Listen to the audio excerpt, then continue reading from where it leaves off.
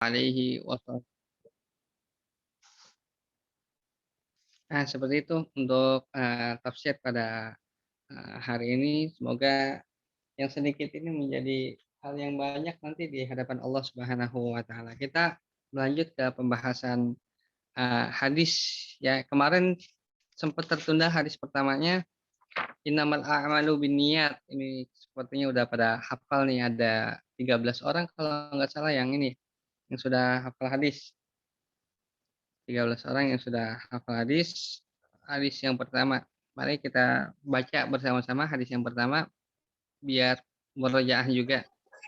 Suaranya nggak apa-apa dihidupin. Bismillahirrahmanirrahim. Di Bismillahirrahmanirrahim. bareng-bareng saja ya. Satu, dua. Mu'minina أبي Abi حفص Umar ibn الخطابي رضي الله عنه قال سمعت رسول الله صلى الله عليه Sami'tu وسلم يقول sallallahu alaihi عليه wasallam وسلم يقول إنما الأعمال malu binniyat وإنما لكل امرئ ما نوى فمن كانت هجرته إلى الله ورسوله فهجرته إلى الله ورسوله ومن كانت هجرته لدنيا يصيبها أو امرأة ينكحها فهجرته إلى ما هاجر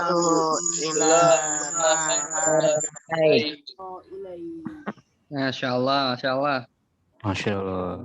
Amin. Barakallahu fikum, barakallahu fikum. Nanti untuk pertemuan minggu depan saya minta tolong Bang Ustadz Maula ya untuk membuka kajian. Nanti Bang Maula yang membaca Al-Quran, nanti ayah bunda ngikutin. Setelah itu baru nanti saya buka kajian hadisnya. Biar nanti Ya. kita muter satu orang mimpin, kemudian yang lainnya ikut seperti itu insya Allah. Oke, Siap Ustaz, insya Allah. syukran Bang, syukran. Oke, kita lanjut kajiannya tentang innamal a'malu binniyat. Innamal a'malu binniyat. Jadi yang namanya pekerjaan itu yang namanya ibadah itu hanya bisa dihitung, hanya bisa diganjar dengan niatnya masing-masing. Yang niatnya untuk ibadah sama seperti hal yang kita singgung di awal.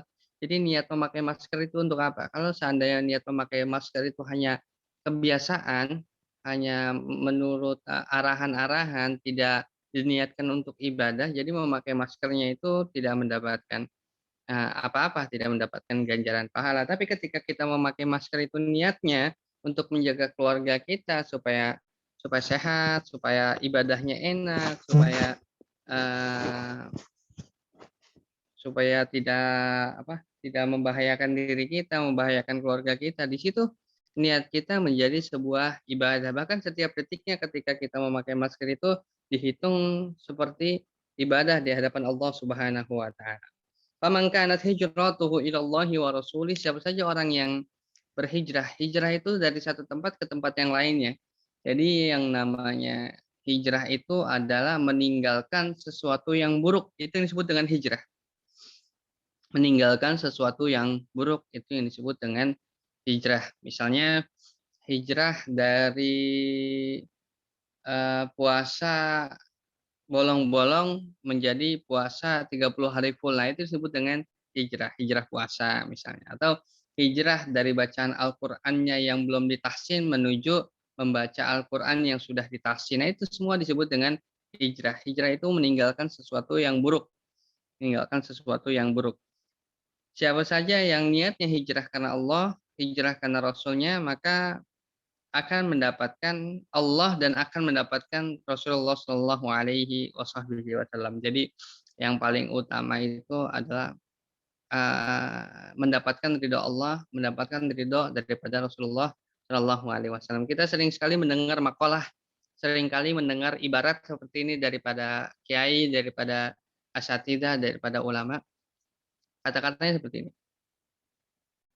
Kejarlah akhirat, insya Allah dunia akan mengikutimu. Tapi kalau engkau mengejar dunia, maka dunia akan menelantarkan. Jadi makalah ini sangat luar biasa, ibarat ini sangat luar biasa dibuat oleh para ulama. Siapa saja orang yang mengejar akhirat, maka dunia akan mengikutimu. Jadi orang yang mengejar Allah, orang yang memburu ridhonya Allah, orang yang mengejar ridhonya Rasulullah, itu dunia akan menjadi pelayannya. Jadi sifat daripada dunia itu nggak mau dikejar. Dunia itu semakin dikejar akan semakin menjauh. Sama kayak misalnya kita mengingat-ingat masa lalu, semakin diingat semakin tidak akan kembali, semakin diingat semakin akan menjauh, sama seperti dunia. Dunia juga kayak gitu, semakin dikejar dia bukan semakin mendekat, tapi semakin dikejar dia akan semakin semakin menjauh, semakin capek hati, semakin khawatir, semakin tidak karu-karuan. Jadi yang menjadi tugas kita adalah melakukan sesuatu karena ada di bawah Allahnya gitu. Nggak apa-apa kerja, karena kita ini hidupnya di dunia nggak apa-apa kerja, nggak apa-apa lakukan hal ini, hal itu, tapi dikaitkan selalu Allahnya, dikaitkan selalu Rasulullah Shallallahu Alaihi Wasallam supaya apa? Supaya nanti tidak kecewa di akhirnya, supaya nanti tidak khawatir di pertengahannya. Jadi dunianya dikaitkan dengan akhirat, dunianya dikaitkan dengan akhirat. Dengan begitu ketika kita tidak mendapatkan apa yang kita cita-citakan, apa yang kita harapkan, kita nggak akan kecewa. Kenapa? Karena kita akan berpikir, "Oh, ini garisnya Allah. Oh, ini takdirnya Allah," dan seterusnya, gitu ya. Nah, ini takdirnya Allah yang tidak bisa dirubah itu yang sering kita dengar kan, takdir yang nggak bisa dirubah katanya ada takdir jodoh, kemudian ada takdir rizki, kemudian satu lagi kematian. Kalau menurut versi saya itu, hal yang nggak bisa dirubah itu bukan jodoh, bukan kematian, bukan rizki. Karena rizki itu bisa diusahakan, jodoh bisa diusahakan, kemudian apalagi satu lagi, kematian gitu kan. Kadang-kadang sudah waktunya, oh ternyata bisa diselamatkan. Jadi yang nggak bisa diubah itu adalah masa lalu. Jadi takdir yang tidak bisa diubah itu adalah masa lalu. Yang lain-lainnya menurut saya bisa diubah dengan doa, dengan ikhtiar. Makanya kata Nabi Shallallahu Alaihi Wasallam, la yaruddu al-qadar illa bid-du'a. Jadi takdir itu tidak akan bisa ditolak, tidak akan bisa dirubah kecuali dengan doa. Kecuali dengan doa. Yang disebut sama Nabi adalah doa, bukan usaha. Kenapa? Karena doa itu hubungannya langsung ke Allah Subhanahu wa taala.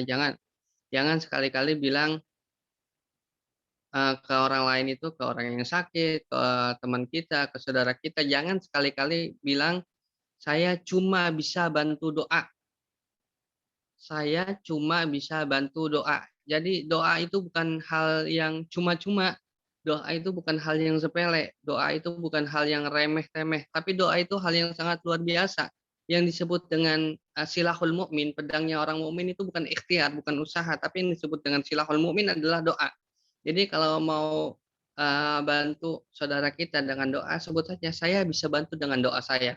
Jangan pakai hanya, karena itu mengecilkan mengecilkan sebuah doa, mengkerdilkan makna daripada doa. Hubungan kita dengan Allah itu sangat dikecilkan dengan mengucap kata-kata, "Maaf, saya hanya bisa berdoa." Nah, itu harus dihindari betul-betul karena kita meremehkan Allah Subhanahu wa taala dengan mengucap kata-kata hanya gitu. Misalnya, kita bantu saudara kita misalnya, "Maaf, cuma bisa bantu segini," gitu, padahal ya uangnya 10 juta gitu.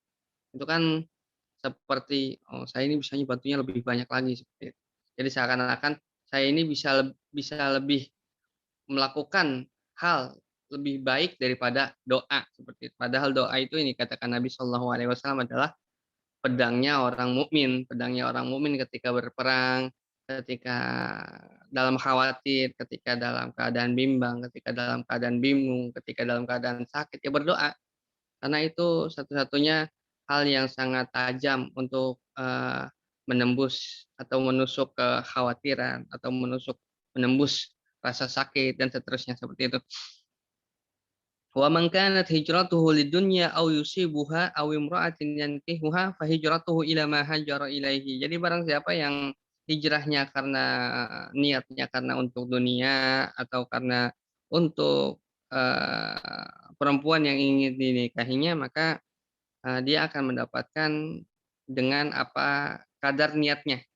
Akan mendapatkan sesuai kadar kadar daripada niat. Enggak salah dia mengejar dunia, enggak salah kok. Apa eee, kata Nabi Shallallahu alaihi wasallam, "Khudh nasibaka minad dunya." Ambillah sedikit bagianmu daripada duniamu.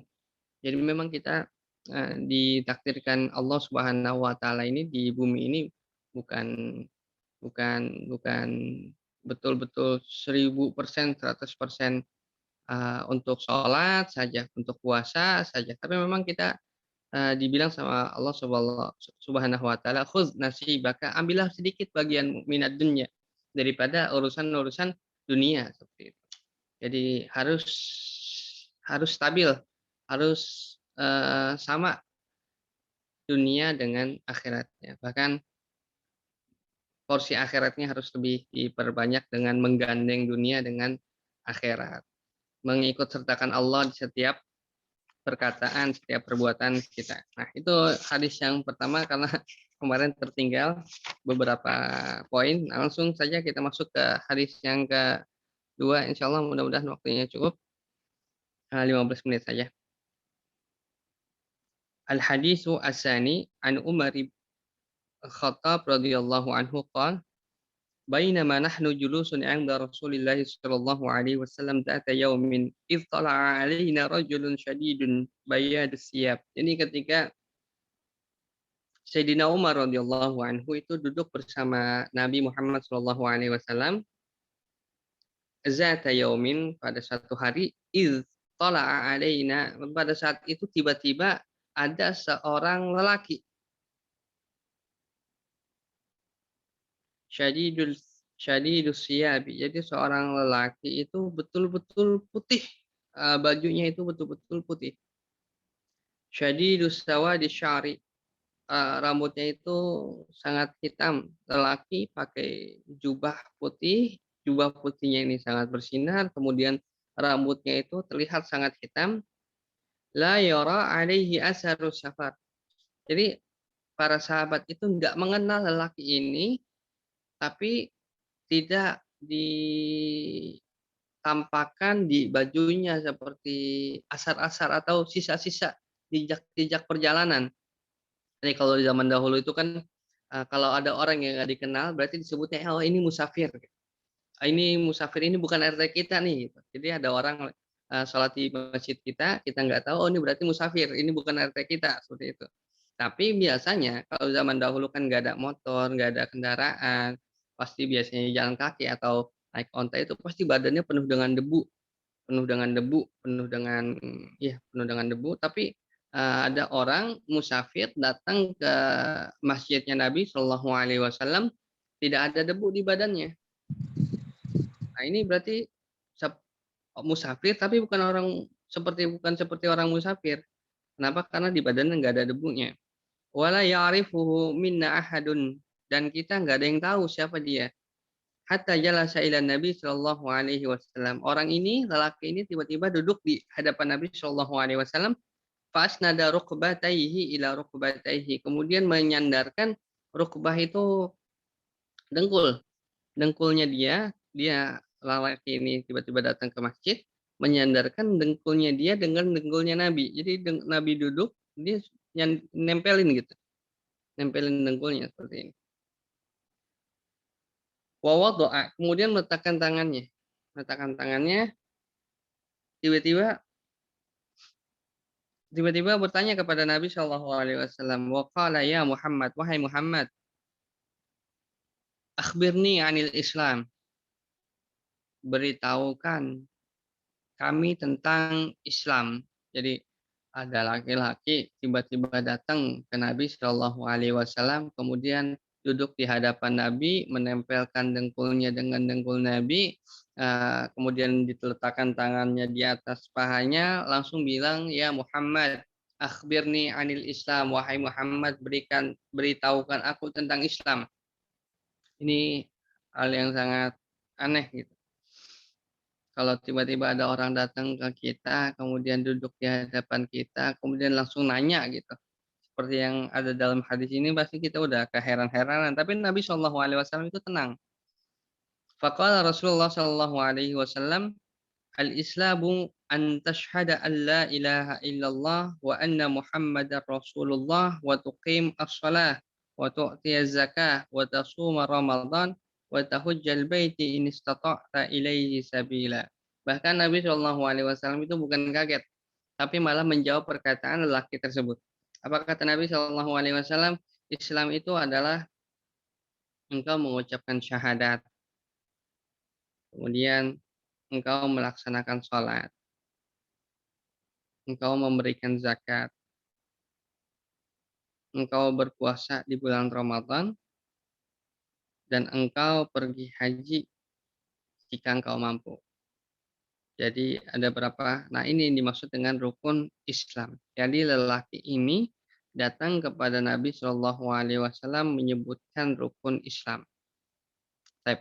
Sebelum kita masuk ke pembahasan yang selanjutnya, di sini di hadis ini mencakup rukun agama.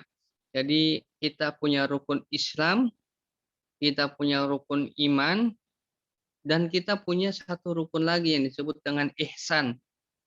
Jadi agama itu 3 rukunnya.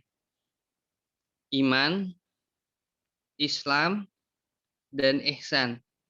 Sekali lagi, rukun agama itu 3. Ada rukun iman, rukun Islam, dan rukun ihsan.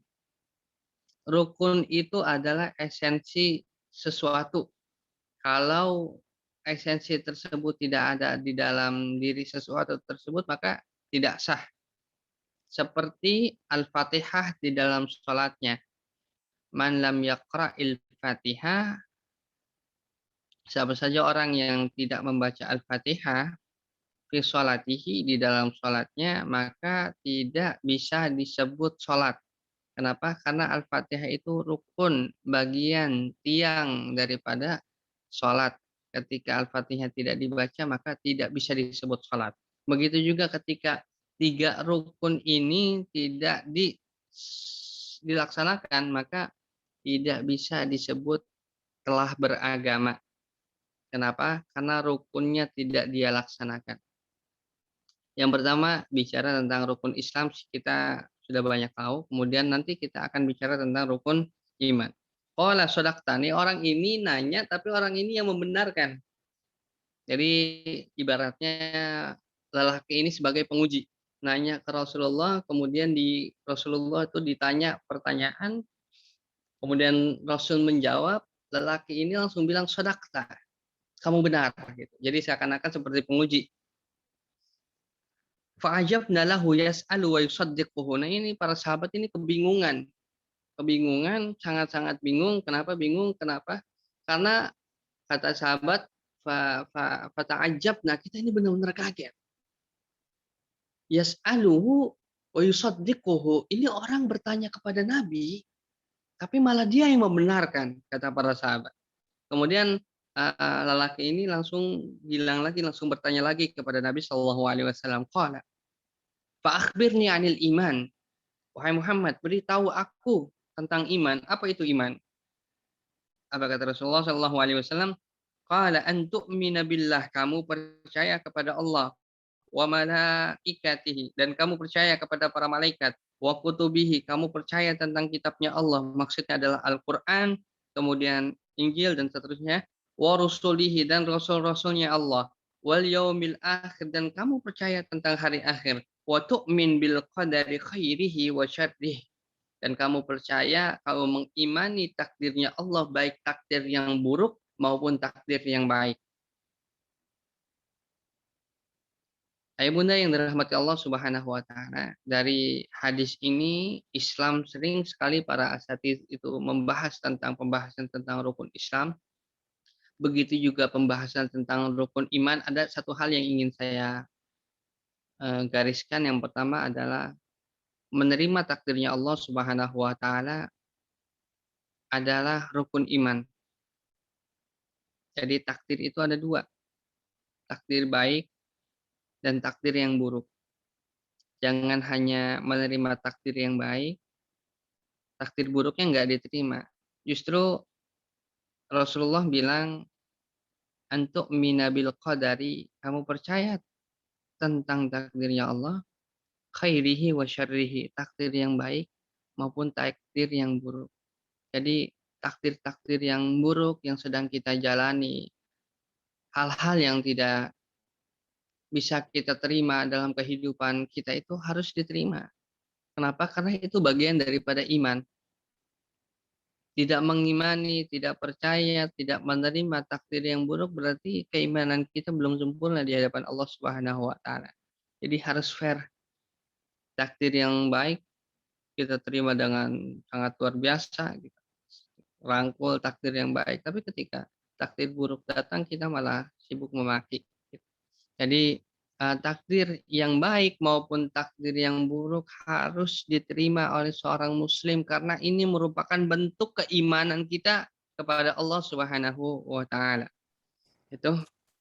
Kemudian orang ini bilang qala shadaqta. Iya, betul. Jadi betul-betul seperti penguji, qala shadaqta. Kamu betul wahai Muhammad, kata orang tersebut. Qala fa akhbirni 'anil ihsan. Jadi yang pertama adalah iman. Kemudian yang kedua adalah Islam.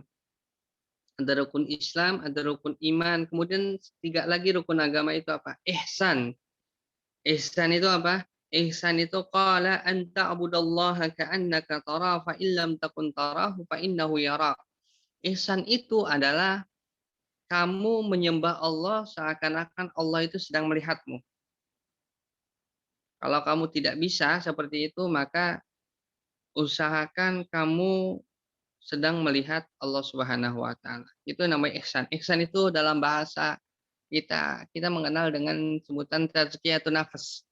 Tazkiyatun nafs itu disebut dengan ihsan. Jadi betul-betul muraqabah, betul-betul di setiap aktivitas kita ini dilihat sama Allah. Kita berkeyakinan bahwa Allah Subhanahu wa taala sedang melihat kita.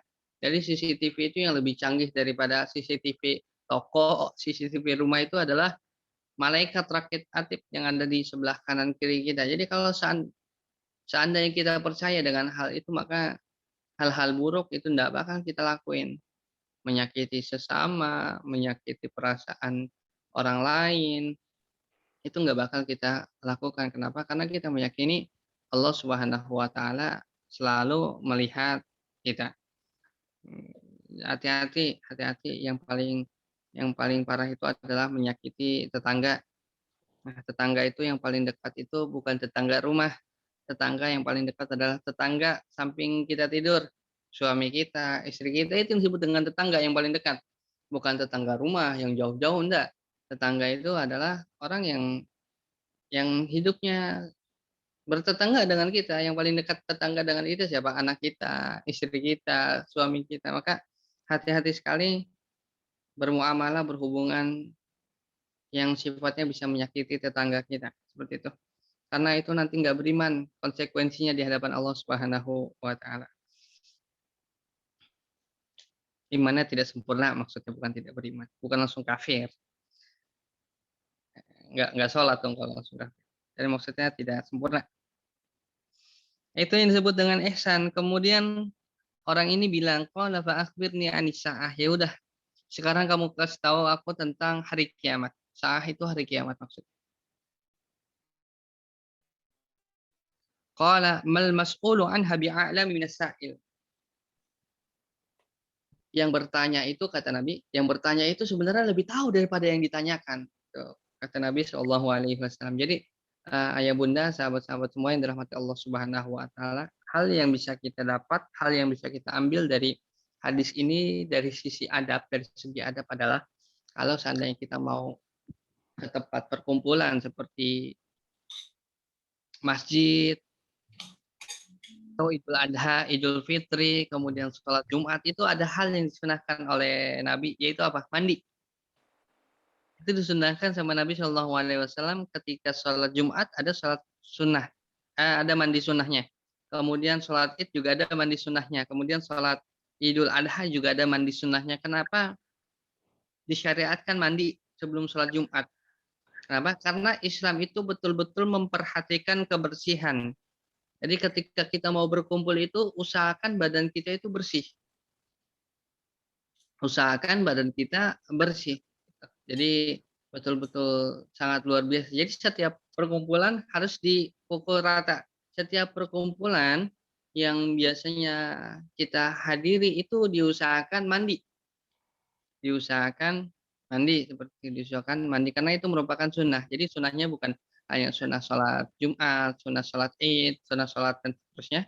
Jadi ketika ada perkumpulan-perkumpulan, ada yang membuat kita berkumpul dengan orang lain, maka disunahkan untuk mandi karena merupakan adab daripada seorang muslim. Kemudian yang kedua, tiba-tiba laki-laki ini datang ke dalam masjid pakai pakaian yang putih, pakai pakaian yang sangat bersih ini mengajarkan kepada umat muslim itu kalau seandainya mau datang ke masjid itu pakai pakaianlah yang paling istimewa, pakaian yang paling bagus yang kita punya, baru setelah itu ke masjid. Jadi ini adab-adabnya. Kemudian adab yang ketiga itu ketika Nabi SAW ditanya tentang hari kiamat, Nabi bilangnya mal mas'ulu anha bi'alami minasail. Gitu. Jadi kata Nabi SAW, yang bertanya itu lebih tahu daripada yang ditanya. Ini merupakan salah satu bentuk tawadu Nabi Muhammad SAW. Padahal Nabi tahu. Loh, beliau Nabi kok masa nggak tahu? Ini salah satu bentuk ketawaduan Nabi Shallallahu Alaihi Wasallam. Jadi tidak setiap pertanyaan yang kita tahu itu harus dijawab. Bahkan Imam Malik radhiyallahu anhu itu ketika ditanya 36 pertanyaan itu hanya dijawab 16 pertanyaan. Sisanya Imam Malik bilang wallahu a'lam, wallahu a'lam. Allah lebih tahu, Allah lebih tahu. Seperti itu.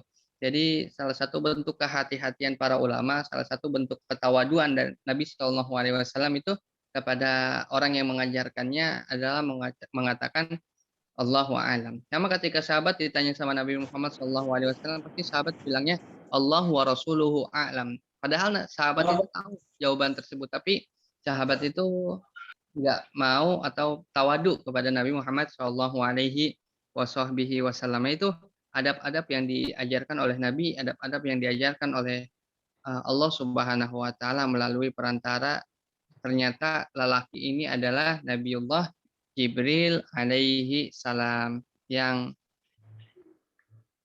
menyamar jadi seorang lelaki. Nah, kira-kira itu saja untuk pertemuan kali ini. Silahkan kalau ada yang mau ditanyakan. Pertanyaan setelah itu kita tutup. Ditulis enggak apa-apa.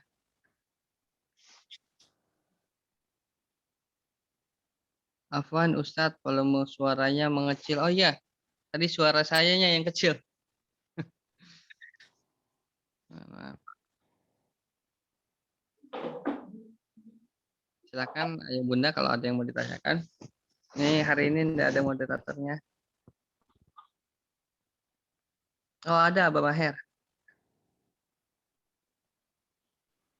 Afwan Ustaz, tadi lagi ada rapat sama Maher sama Sabita. Ya, ya.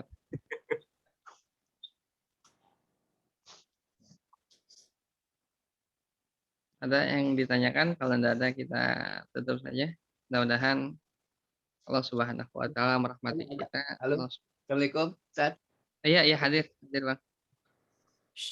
Ustaz, ini siapa? tadi Ustaz bicara masker ya untuk. Iya. Ya Om. Kan saya tanyakan, kalau pakai masker kan harus hidung harus mencium tempat sajadah ya, tempat sujud. Iya. Itu kalau kena tempat sujud tidak sah dong. Iya, memang ada beberapa rukun. Sebentar yang kedua, itu doa kita setiap hari berdoa. Sepertinya kok belum dikabulkan ya. Itu sepertinya, tapi jaga waktunya lama itu gimana solusinya? Afwan Ustaz.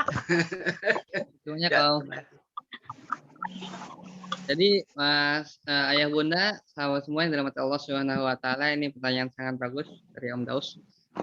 Termasuk rukun daripada sujud itu adalah jidat, kemudian hidung ya, kemudian telapak tangan 2, kemudian telapak kaki 2, itu harus menempel dengan tanah. Jadi makanya di mazhab kita itu Syafi'iyah itu nggak ada sholat di atas pesawat. Nggak boleh sholat di atas pesawat. Kenapa? Karena pesawat itu nggak nempel sama tanah. Kan di atas tuh, di langit. Jadi nggak ada sholat di atas pesawat. Jadi sholat itu ketika transit baru sholat. Kalau menurut mazhab kita, mazhab Imam Syafi'i, tapi mazhab Imam Malik ya diperbolehkan. Ya itu dalam keadaan darurat. Sama seperti halnya sekarang. Jadi kita misalnya hidung kita ini nggak kena tanah. Itu kalau dalam keadaan darurat tidak apa-apa.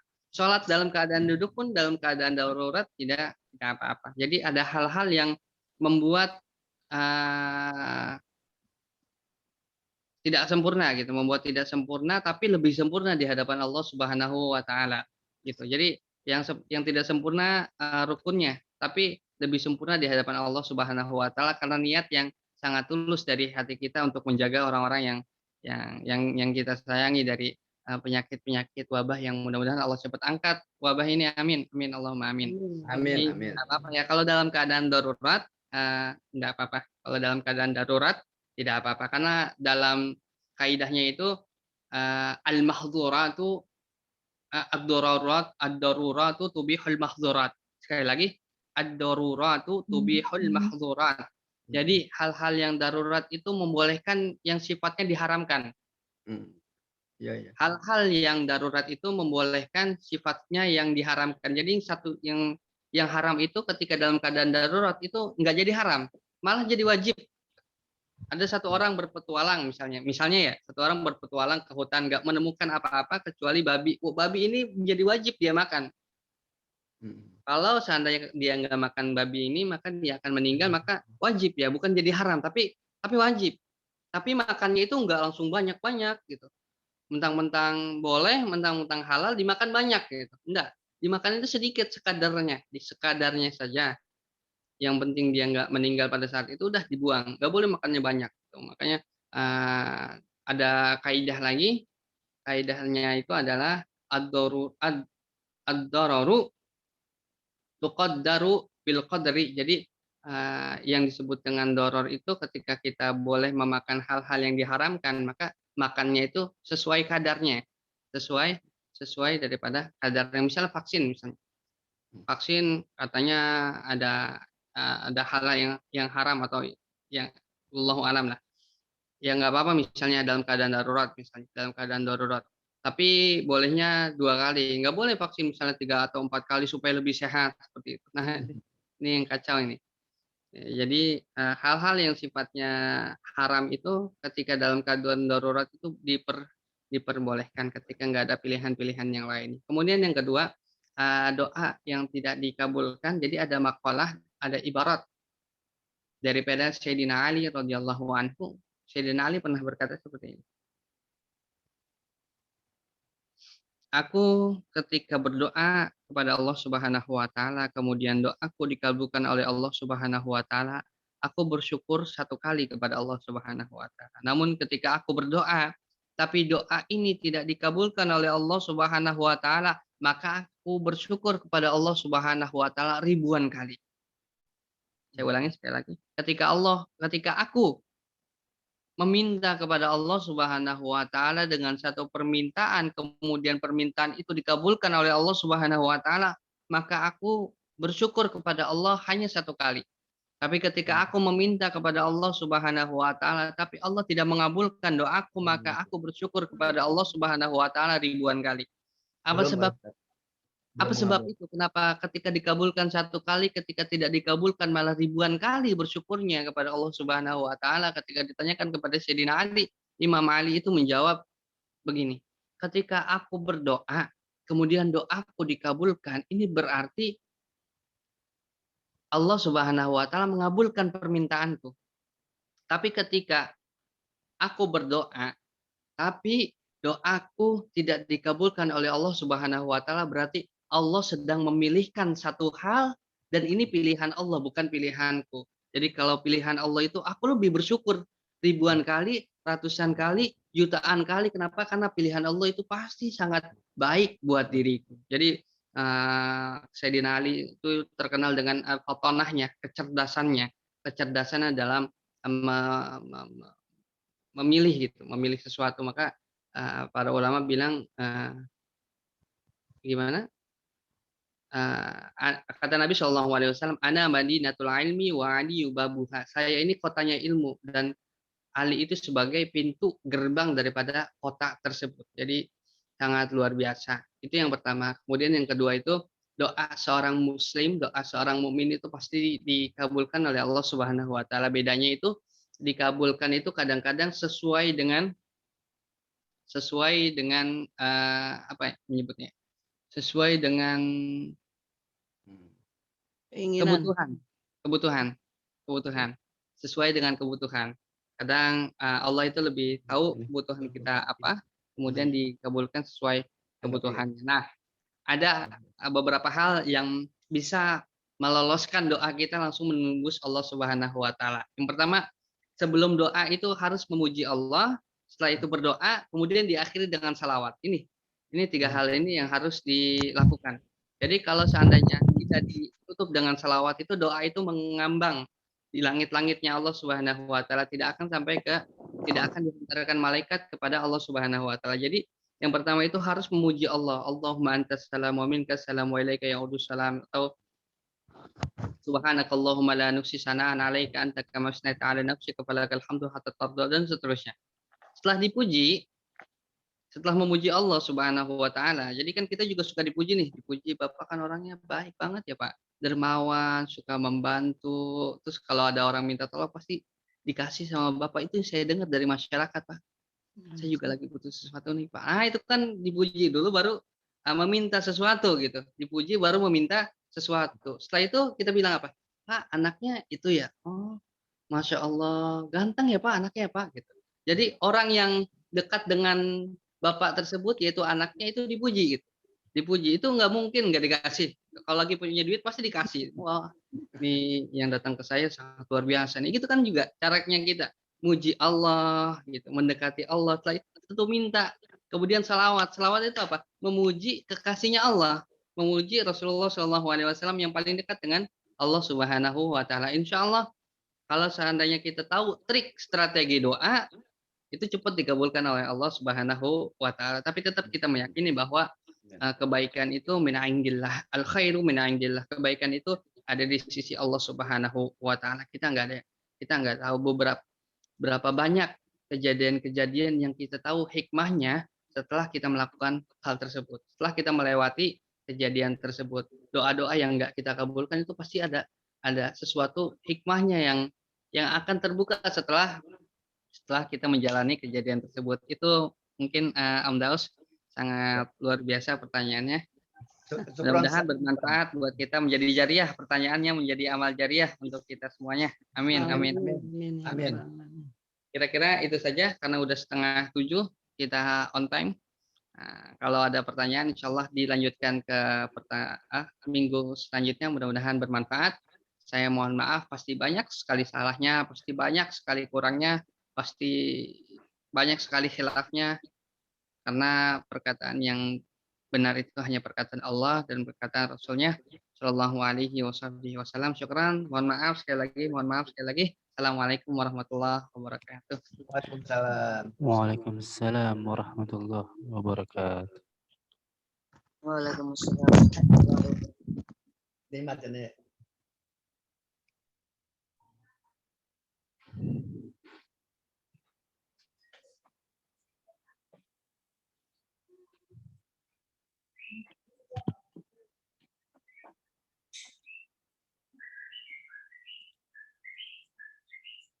Waalaikumsalam warahmatullahi wabarakatuh. Waalaikumsalam warahmatullahi wabarakatuh.